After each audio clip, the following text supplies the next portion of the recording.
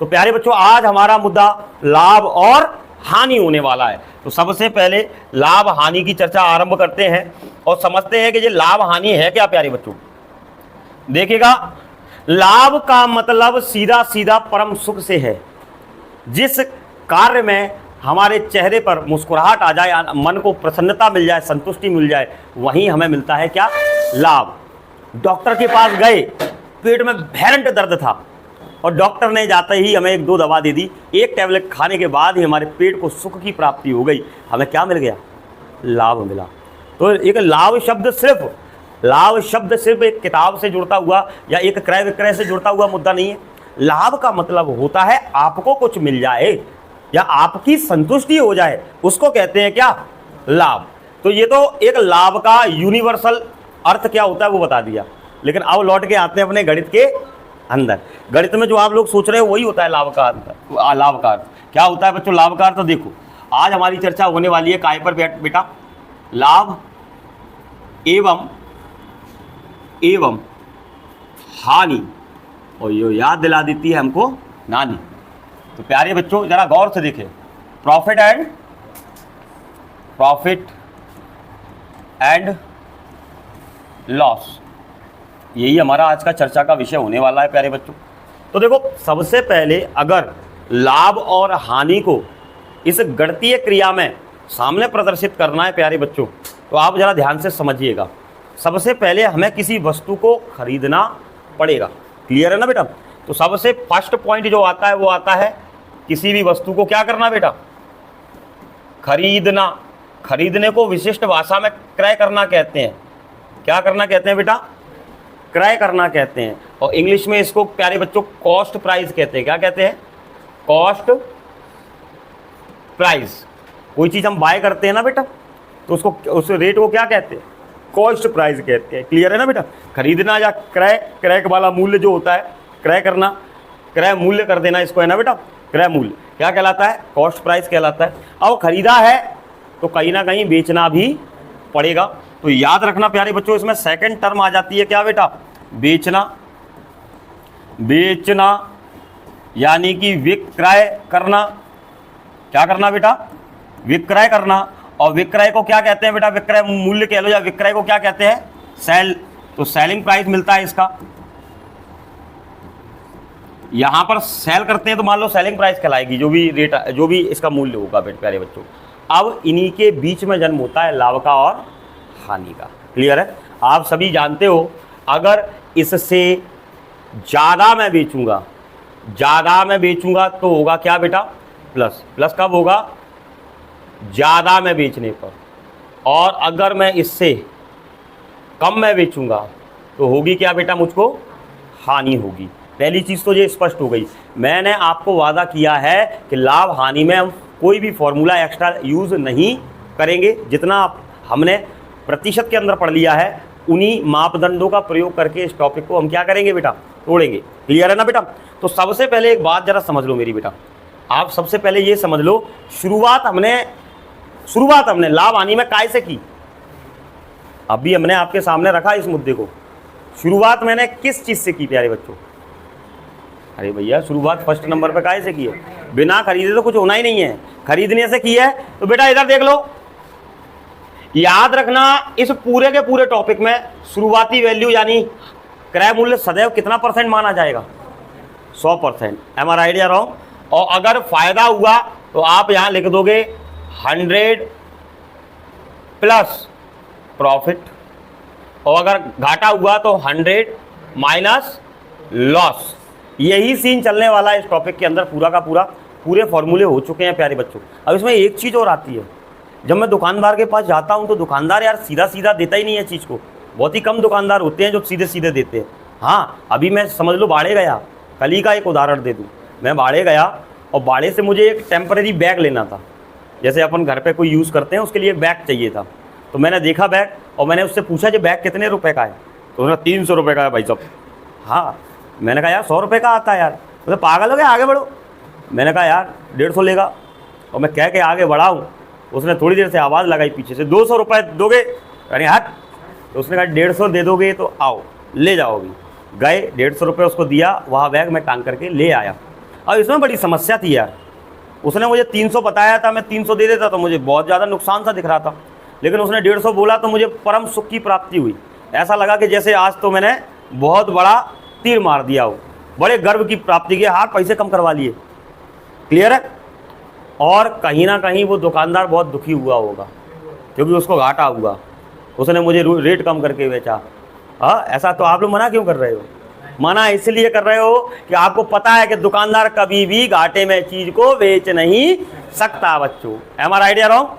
तो उसने क्या किया होगा, उसने क्या किया होगा, उसने वस्तु को क्रय किया 100 रुपया में। ये दुकानदार की बात बता रहा हूँ। दुकानदार ने बैग कितने रुपए में खरीदा? 100 रुपए में। लेकिन उसने कहा कि मैं बताऊंगा कितने का, 300 का बताऊंगा, और 300 पे माइनस कर दूंगा कितने रुपए? 150 रुपए। और बेच कितने में दूंगा? 150 रुपए में बेच दूंगा। क्लियर है ना? और मैंने क्या सोचा, अरे भैया 300 में 150 का फायदा, मात्र 150 रुपया में मिला, मैं बड़ा खुश। उधर दुकानदार भी दैत्य रूपी हंसी हंस रहा है अंदर ही अंदर। दैत्य क्या होते हैं? अंदर से हंसते थे, नाटकों में देखा था, अंदर ही अंदर हंसते थे, भेष बदल के सामने आ गए, अंदर से ही हंस रहे वो। वही स्थिति है, दुकानदार अंदर से हंस रहा है। 100 रुपए की चीज़ थी, 150 में दे दी, 50 का फायदा हो गया बिना किसी टेंशन की। M are idea wrong? यानी कि एक नई रेट हमारे सामने ऊपर रखी हुई है, 300 रुपया। ये कौन सी रेट थी? ये दुकानदार द्वारा ग्राहक को बताने वाली रेट थी। इस बताने वाली रेट का मतलब होता है, इसको कहते हैं मैक्सिमम रिटेल प्राइस, यानी कि अंकित मूल्य। क्या कहलाता है बेटा? ये अंकित मूल्य। और 150 रुपए जो कम हुए हैं, ये दुकानदार ने हम पे एहसान जो किया है, इस एहसान को कहते हैं बेटा क्या कहते हैं बेटा? डिस्काउंट। यानी क्या कहते हैं? बट्टा। मुझे लगता है इस बोर्ड पर पूरा का पूरा लाभ हानि आ गया होगा। इसके अलावा लाभ हानि में कुछ भी रहता, पूरा का पूरा लाभ हानि का टॉपिक इसी पॉलिसी पे चलता है प्यारे बच्चों। क्या क्या होता है? सबसे पहले वस्तु खरीदी और बेची जाएगी। खरीदने बेचने की जो प्रक्रियाएं होती हैं वो सब आपके सामने है। किसको लाभ कहते हैं, किसको हानि कहते हैं, कब क्या होता है, समझ आया सभी को? लाभ हानि का पूरा का पूरा प्रोग्राम के क्या है लाभ हानि। फॉर एग्जाम्पल, जैसे मैं आपके सामने एक छोटा सा क्वेश्चन रखता हूं प्यारे बच्चों, छोटा सा क्वेश्चन समझना। मैंने कोई वस्तु 750 रुपए की है और वो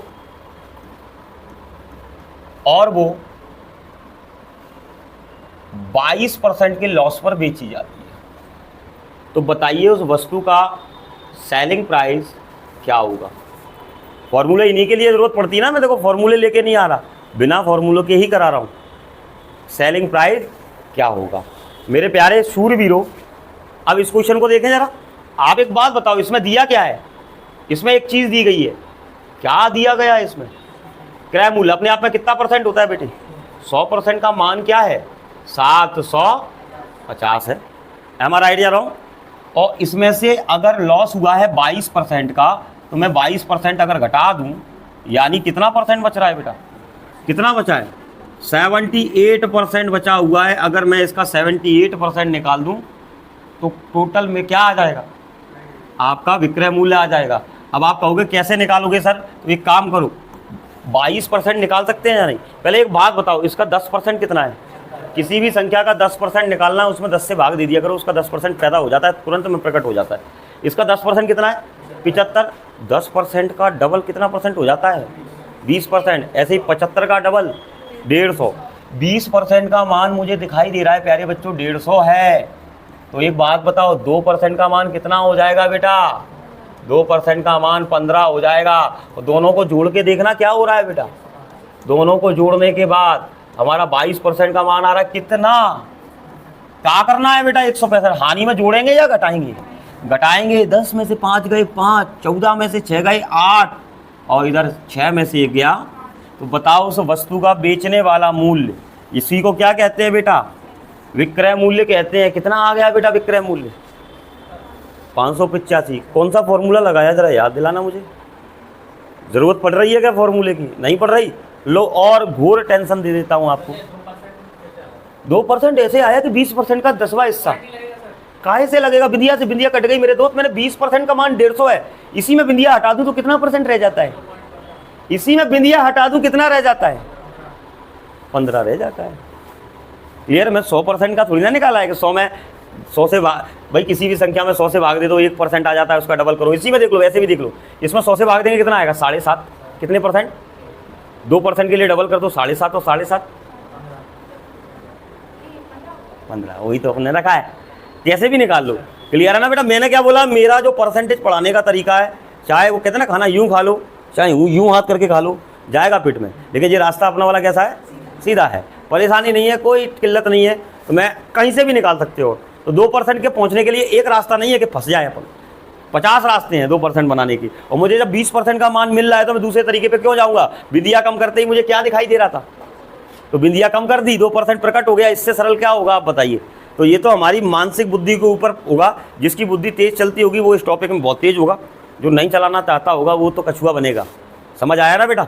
आगे देखते हैं, अगला उठाएं बेटा। इसमें अगली कंडीशन रखूं, मैं अभी कोई किताबी क्वेश्चन नहीं करा रहा हूं, मैं तो कहीं ना कहीं आपके सामने लाभ और हानि को प्रेजेंट कर रहा हूं कि लाभ हानि को कैसे समझा जाए, कैसे चीज़ों को किया जाए, कैसे इस पार्ट को अपने दिमाग में जमाया जाए। आगे बढ़े प्यारे बच्चों, आगे देखिए। अब तो क्वेश्चन डरावना हो गया ना जी, कि एक वस्तु 1950 रुपये में बेची गई और बेचने वाले को इस पर क्या 30% का प्रॉफिट हुआ, तो ये वस्तु खरीदी कितने में गई होगी? हमारा आइडिया रॉन्ग बच्चों? तो क्या होना चाहिए यार? अब जरा दिमाग से देखना बेटा, जो तुम्हें पता है पहले वो पटक दो। मुझे इतना पता है, क्रय वाला मूल्य अपने आप में कितना परसेंट होता है? पक्का होता है। अब एक बात बताओ, 100% की तो रकम है जो उसको निकालनी है, लागत बोलते हैं इसको, लागत मूल्य भी कहा जाता है हिंदी में। तो 100% की तो लागत है, वो उसे निकालना है और कुछ लाभ भी कमाना है, तो 30% का लाभ भी कमाना है। तो बेचना कितने में चाहिए बेटा उसको? 130% में बेचना चाहिए। वो बेच तो रहा है ना, कितने में बेच रहा है? पक्का बेड़े 13 का पहाड़ा आता है, 13 एकम 13, 13 एकम 13, 13 पंजे 65, शून्य और लगा काट दिया। बेटा क्रय मूल्य क्या कहता था, कितना परसेंट है वो? 100% के लिए एक बिंदिया बढ़ानी है और आपका आंसर आ गया। टफ तो नहीं लग रहा बच्चों? इजीली समझ आया कि फॉर्मूले की जरूरत पड़ रही है क्या आपको? मैंने क्या बोला, आपको अपनी विचारधारा चेंज करनी है। तरीके तो मैं आपको ऐसे ऐसे सिखाऊंगा कि आपको कुछ ही चीज़ की आवश्यकता नहीं पड़ने वाली है। समझ आया कि नहीं? 100% बताइए, श्योरिटी के साथ समझ में आ गया? पक्का? अगला और उठाएं एक। समझ आया बेटा या नहीं? क्वेश्चन छोटा सा है। एक व्यक्ति को अपना सामान बेचने पर 15% का लॉस हुआ, जो कि हानि 165 रुपये के बराबर है। बताइए इस वस्तु का लागत मूल्य कितना है और विक्रय मूल्य कितना है? यानी find the cost price and also find selling price. तो आप देखिए, आपके सामने एक छोटा सा क्वेश्चन बना दिया है। अब प्यारे बच्चों, इसमें आप थोड़ा सा माइंडसेट लगाना मेरे साथ। मैं आपको पूरे पैटर्न सिखा रहा हूँ। आज मजे है तुम लोगों के, आज मैं तुम लोगों को कोई टेंशन नहीं दे रहा हूँ। आज तो सिर्फ आप लोग क्या करो, इनका अध्ययन करो, इनको समझने का प्रयास करो। तो जो भी बच्चे इस वीडियो को फर्स्ट टाइम देखेंगे उनसे कहूँगा, जो भी मापदंड सिखा रहा हूँ इसको अच्छी तरह से रिवाइज कर लेना, इसको 2-3 बार रिपीट करना, जिससे ज़्यादा से ज़्यादा हम इस पार्ट को समझ पाएंगे। इसमें बहुत सारी वेरिएशन बनेंगी बेटा, याद रखना। जितना परसेंटेज में टाइप्स ऑफ पैटर्न पढ़े थे, उतने ही कम से कम टाइप पैटर्न हमें प्रॉफिट एंड लॉस में देखने को मिलेंगे। इसमें तो एक नया पार्ट जुड़ रहा था, मैंने अभी बताया था डिस्काउंट। अभी उसके बारे में तो चर्चा ही नहीं की है मैंने, वो टॉपिक ही अलग बनाएंगे अपन, पूरा का पूरा पर्टिकुलर डिस्काउंट। लेकिन होता क्या है वो समझाना जरूरी था, क्योंकि दुकानदार अलग रेट बताता है ना, और देता अलग रेट में और खरीद के अलग रेट में लाता है, तो 3 रेटें आ रही हैं। तो उसके बारे में कुछ तो पता चले कि क्या क्या होता है। अभी तो कई सारे बच्चों के दिमाग में ये सारा भ्रम था, अच्छा ये होता है, अरे ये होता है। अब सब सेट है, सबको पता है कि कौन सी रेट को क्या कहते हैं। समझ आ गया बेटा? अब इस क्वेश्चन में देखो बेटा, एक बात बताओ, लॉस कितने % का हो रहा है बबुआ? 15% का। रुपया में लॉस कितने का हो रहा है? 65% का हो रहा है। बेटा एक बात बताओ, नॉर्मल सी बात है, 100% क्रय मूल्य, सीपी कितना है अपने आप में? 100% है, और उसमें 15% का घाटा तो कर दो, कितना % रह गया? तो यानी बेचने वाला मूल्य कितना आएगा? 85%। आप मेरी भावनाओं को समझ गए सभी लोग? क्लियर है ना बेटा? तो एक काम करो, 15 एकम 15, 15 एकम 15, 15 एकम 15, 15 एकम 15, 1% का मान बबुआ कितना आया? तो क्रय मूल्य ने कहा मेरा जन्म इसी समय निश्चित है। प्रकट हो गया, देखो आपके सामने क्रय मूल्य। हाँ अरे बेटे वो भी आएगा, जब ये आया है तो वो कहाँ जाएगा। अब इधर देखो बेटा, इसी में ये 15% जो रखा हुआ है, जब पहले से रखा हुआ है तो हमें फालतू का दिमाग क्यों लगाना। बस हो गया काम बेटा। तो मेरी भावनाएं समझ आ गई बेटा। इसी को क्या कहते हैं, सेलिंग प्राइस कहते हैं, या 5 बचा यहाँ। समझ आया, क्लियर है कि कैसे करना है, क्या करना है। यहाँ तक क्लियर है सभी को 100% कि कैसे ये क्रय विक्रय की चीज़ है। अब एक चीज़ और देखो बेटा, ये भी समझ में आ गया। अब इसमें थोड़ा सा पद्धति को चेंज करते हैं। आज तो मैं सिर्फ डेमो दे रहा हूँ लाभ आने की, बढ़िया तरीके से, जिससे आपके दिमाग में ये क्लियर हो जाए। जो टीचर पढ़ाते हैं 50 फॉर्मूले, वो मूर्खता का सुचालक है और कुछ नहीं है। सिलेक्शन के लिए हमें एक तरीका, पैटर्न पद्धति अच्छे से पढ़नी है। हाँ, वो शिक्षक जो पढ़ाते हैं वो एकेडमिक लेवल पे पढ़ाएं, स्कूल लेवल पे पढ़ाएं, तो वहाँ पे डिस्क्रिप्टिव चाहिए होता है, वहाँ फॉर्मूलों की आवश्यकता पड़ती है, अच्छा भी लगता है। लेकिन अगर ऐसे भी डिस्क्रिप्टिव करोगे तो वो भी गलत नहीं होता है, क्योंकि वहाँ पे जितना लंबा क्वेश्चन खींचेगा उतना सुंदर दिखेगा, उतने ज़्यादा नंबर मिलेंगे। लेकिन कॉम्पिटिटिव एग्जाम में एसएससी आपको सिर्फ 2 ही नंबर देगा, चाहे आप माता रानी के सहयोग से जय माता दी बोल के आंसर लगा के निकाल लो, चाहे आप मेहनत करके अपने सामर्थ्य से क्वेश्चन का सॉल्यूशन करके आंसर निकाल लो। अगर सही है तो आंसर के नंबर 2 ही रहने वाले हैं, क्योंकि ऑब्जेक्टिव है, आपको सिर्फ आंसर से मतलब है, सॉल्यूशन से मतलब नहीं है। लेकिन मैं जो पद्धति सिखा रहा हूँ ये बहुत शॉर्ट है। अब आगे देखो बेटा, ज़रा ध्यान देना सभी लोग। एक और क्वेश्चन आप लोगों के सामने पैदा कर रहा हूँ।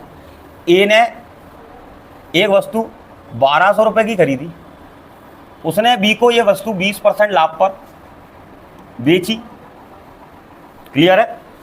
और बी बेचारा भोला राम था, इसने 10% की हानि पर इसे किसको बेचा, सी को बेचा।